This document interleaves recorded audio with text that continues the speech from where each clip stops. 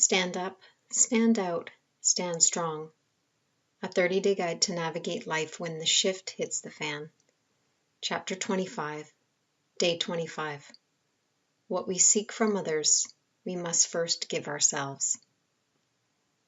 Many people are desperately seeking something, anything, and everything from others. They are either trying to fill the void or emptiness they feel inside, or they believe that there is something outside of themselves that will provide the answer to their problems and make them feel whole again. Seeking ends up being a wild goose chase that will keep them running in circles, never finding what they really need. They may find what they think they want here and there, but they will never find what they need. What we seek from others, we must first give ourselves. When I first heard these words, I felt a deep surrender. My shoulders softened, and I experienced a huge relief. I didn't realize just how much pressure I had placed on myself to find the answers to all my life's problems externally. All my life I was a perpetual seeker of knowledge and understanding. I was not only constantly seeking information, but I was always secretly seeking the truth. Why am I here? What is all this for? Who am I really? My natural tendency to seek information outside myself grew and became quite unhealthy in many ways. One of those ways was seeking love and acceptance from others. I wanted everyone to accept me, to like me, and if possible, to love me. I wanted so badly to be loved because I didn't love myself. After an incident of sexual abuse at around the age of 5 or 6 years old, I shamed, blamed, and shunned myself. I decided I deserved to be punished, and I wasn't worthy of love. Having that deep-rooted subconscious belief made it challenging growing up, because it was in direct conflict with my seeking to be loved. Even when love was expressed toward me, I found it uncomfortable to accept, and sometimes I didn't even recognize it as an expression of love. I was seeking love, but I didn't know how to receive love and recognize it. When I first started to try on the idea, what we seek, we must first give ourselves, it was around the time I was in an intensive 3-month counseling training. We covered content like sexual abuse and trauma and other sensitive topics. A lot of healing occurred for me during that time. My husband and I had been together for about a year, and we were not married yet.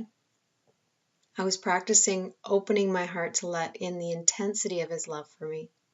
My heart would open for a few hours, for a few days, if I was lucky, then it would slam back shut. I started to play with the idea of seeking. Every day I would ask myself, what am I seeking? Each day I would get a piece of the puzzle, and I would take that information and turn it inward toward myself.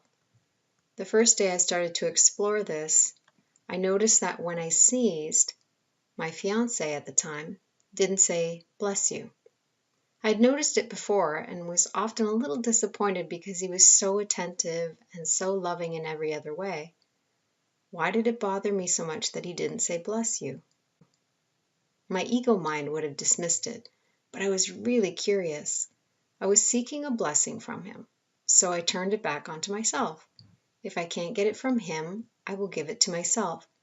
So the next time I sneezed, I said, "Bless Sue," out loud, and I giggled. It felt so good. It felt light, peaceful, nurturing, and at the same time really playful. Something shifted and I no longer felt I needed a blessing from him because I already gave it to myself. Within a few more times of me blessing myself after sneezing, my husband started to say, "Bless you." When I was no longer seeking it from him, the gift was extended. When I no longer needed to fill the void, it came with sincerity and love, without my even asking. What a gift. Then I noticed he started waiting and not saying "bless you" after my first sneeze, so I asked curiously why he paused to say. He said, "Because you sneeze in twos, so I wait until your sneezes are finished." Bless his sweet soul. Another lesson I used this tool with was seeking love. I turned that back onto myself and started extending love toward myself from myself. I used to hate myself, especially throughout my time with anorexia and bulimia and alcohol and substance abuse. At first, sending love to myself was uncomfortable and awkward. It felt like a lie. But I kept going, convinced that I was no longer going to seek love outside myself, and was determined to give myself all the love I could ever need or want. After about 6 months, my affirmations in the mirror and all my intense healing work finally paid off. Something shifted deep inside. I started to feel more authentic in the love I extended toward myself. I shifted from self-hatred to self-love. Now I can say I love myself. I honor my needs and make my self-care a priority. I have learned to fill my heart first and give from the overflow. I have learned to mother myself so I can mother others without self-sacrifice. I have come a long way using such simple words to turn it all around. What are you seeking? What do you think you need from others? What void or emptiness are you trying to fill by seeking something outside of yourself? Are you willing to turn it around and start giving yourself what you are seeking and be open to the shift? Be curious, be open, be willing to see the truth so that you can set yourself free. Whatever you seek, turn and give it to yourself. Open your heart wide to receive. It will be one of the greatest gifts you will ever give yourself.